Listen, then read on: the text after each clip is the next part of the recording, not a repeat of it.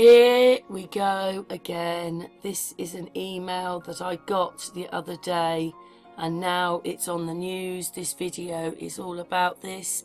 In a moment I talk to Robert. I know how I feel about it. I feel that the media are just another platform for the governments to get their message through. But anyway, watch the video and tell me what you think. I'm here with our lovely Robert, which I rang Robert up. Robert, what were you just telling me about the news?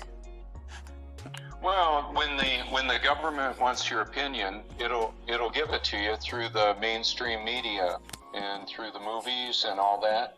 So it's an extension of the government. What we view as news and entertainment is all governmental controlled programming. There you go.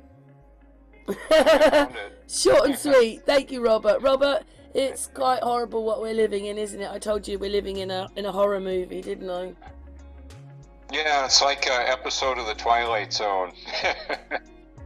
And when you turn around, nearly everybody's is whatever they are. I mean, I said to you that I think they've made society quite narcissistic, and you said, what did you say? It's a program, didn't you? And I think it is as well. Well, yeah, it's social engineering that's been going on for a long time. Yeah. But I would say that listening to flat earthers, I put a video out the other day and it was Max and he was swearing. And then I noticed someone else, they put some swear words in. And it's extremely hard when we've been talking about this for years as flat earthers and nobody listened. And now we're in this and still people aren't listening. It's quite frustrating, isn't it? Well, it is in one respect, and now I'm at the point where I realize, and I have for quite some time, that I'm not in control or responsible for what other people think, say, believe, or do. I'm simply responsible to do what I believe God created me to do. And I'll do that, and everybody else can deal with it however they choose to. It's quite horrible that we're in that. But you don't watch the telly, do you? Well, no, you don't watch. You watch your telly. You watch Hours of You on YouTube channel. Yeah, you watch that, but you don't watch the main news and stuff, do you? You don't watch all that. No, I'll see little clips of it in videos that are put together, to expose how ridiculous and hypocritic it is. So I'll see little bits of it, and they don't always lie, just most of the time. Yeah. Well, what it is we work that one out. So say they want to tell us something, they'll tell us, and that becomes our truth, but it's not the truth. They've lied. But they tell you it on the news to make it reality. But it isn't real in the first place. They've created it. Like your big subject, 9/11, that they told us all about it, but they made it happen. So it's a lie. Yeah, and they've told us that like this year was going to be an above average hurricane season, and yeah, they were right, and they caused it to happen that way. We've got weather modification technology all around us.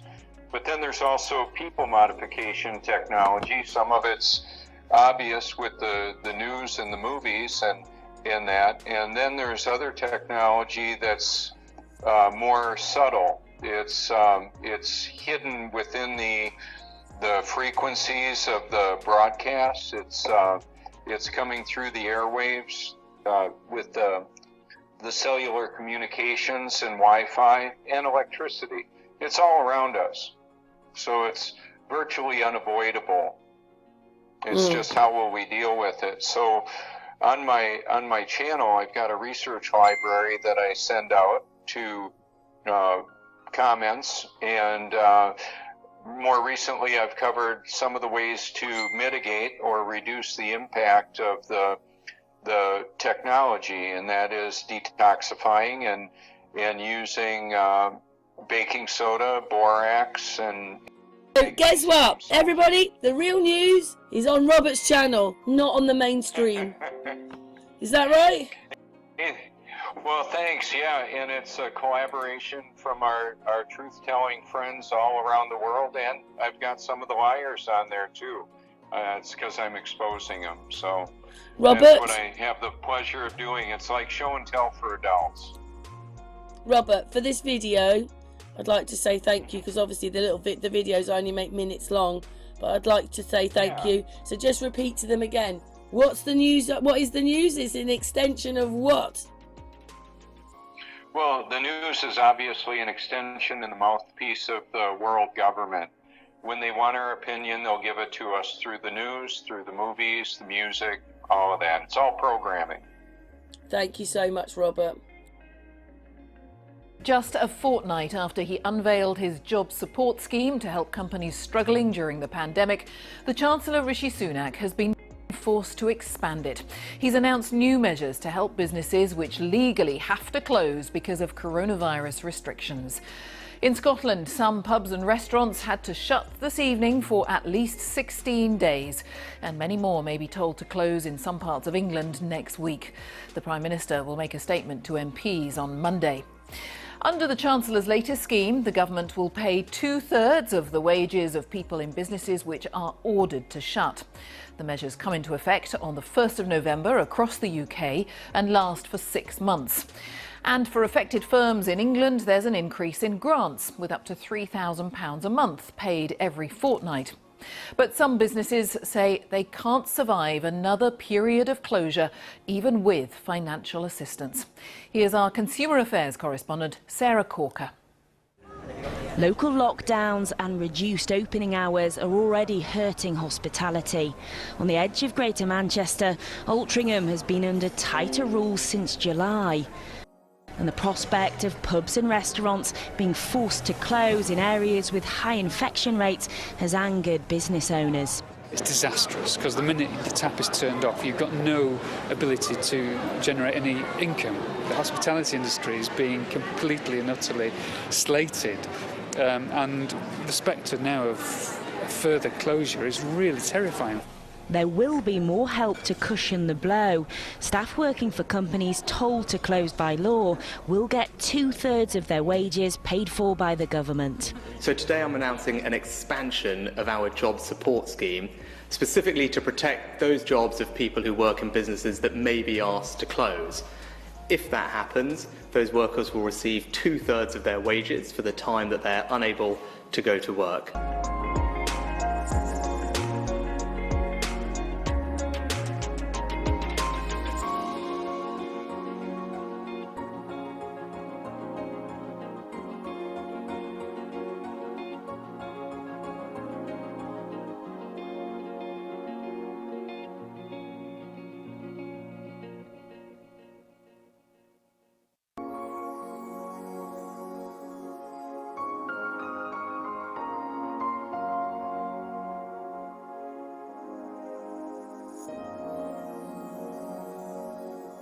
And listening closely to that is William Robinson, whose brewery runs 260 pubs across the northwest. I think there is definitely a relief that he's listening. He says if some are told to shut, wage support and an increase in business grants of up to £3,000 a month will take some of the pressure off. The closure of a business, reopen a business, when that happens, and if that happens, will be very expensive for small businesses and large businesses. They have a lot of cost, and depending on the level of grant they get will depend whether that will really truly cover their expenses or not.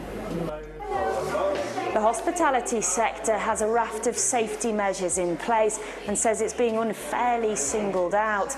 And the big unknown is for those businesses that may have to close their doors again.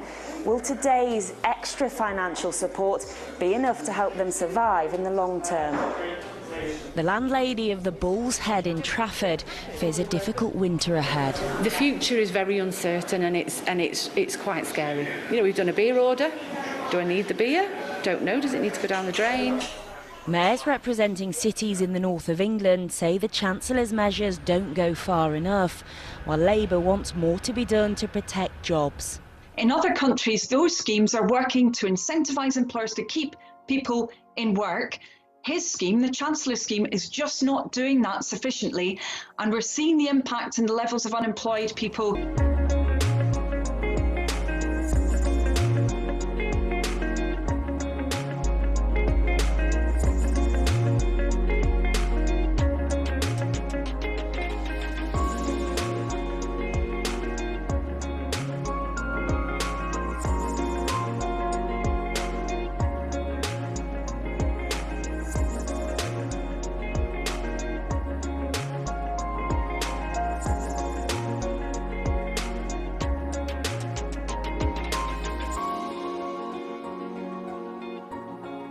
And the extra financial support will only apply to businesses told to close by the government. And all this at the start of what should be the lucrative Christmas period. Sarah Corker, BBC News in Greater Manchester. Well, let's talk first to our economics editor, Faisal Islam. And what's your assessment of the scale of what Rishi Sunak announced today? Well, the Treasury says this isn't a U-turn. They've been listening to the voices of the likes of the northern mayors and changing circumstances. But there's a partial reverse. Essentially, this is the continuation for a smaller number of the original furlough scheme that was due to stop at the end of this month. But the scope is much smaller. We're talking about a few 100,000 workers. We don't actually know whom, because it depends, of course, on which sectors in which cities and regions are actually shut down. We'll find that out soon. We're talking a few 100,000, we're talking a few 100 million a month, not billions and billions. And that's because the government wants to target support. Its strategy, even as on some metrics we're at the same sort of level of the infection as we were in March when the original lockdown happened, they want to deal with this locally. And that's because of the economy. And we had more figures today and another reminder of the sheer impact that this pandemic is having on the broader economy.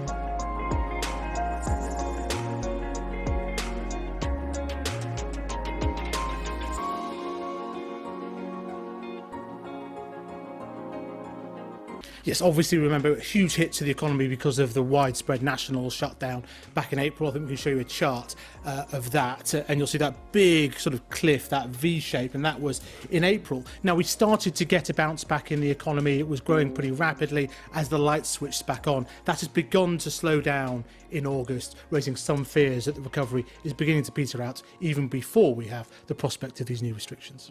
All right, Faisal, for now, thank you, Faisal Islam. And let's talk as well to our political correspondent, Alex Forsyth. And we know tonight, Alex, that we will be hearing from Boris Johnson on Monday. Yeah, we know there's been concern in Downing Street about the spread of the virus for some time, which has led to days now of speculation about the possibility of tougher restrictions in the worst affected areas, including perhaps some temporary closures of pubs and bars. But there's been no detail, no clarity. So critics say it's merely added to confusion and anxiety. And I think that is in part why we had that statement from the Chancellor today, an attempt to reassure that support will be in place for businesses that might have to close, but still no detail of when or where that might happen. So we will hear from the Prime Minister, who will address Parliament on Monday to set out the next steps. And tonight, Number 10 has written to some of the MPs from the North West and said it's very likely that certain local areas will face further restrictions. Now, we expect there'll be a 3-tier system introduced with different measures depending on the severity of cases in each area. And Downing Street is very keen to stress that local leaders will be involved in making those decisions before they're implemented. Something of an acknowledgement, I think, of the frustration and anger that some local and regional leaders have felt in the way that restrictions have been managed so far. So the details will be pinned down in a series of meetings taking place in Downing Street over the weekend. But I think it's pretty fair to assume at this point that the package of measures that the Chancellor announced today will be put to the test fairly soon. All right, Alex, thank you. Alex Forsyth.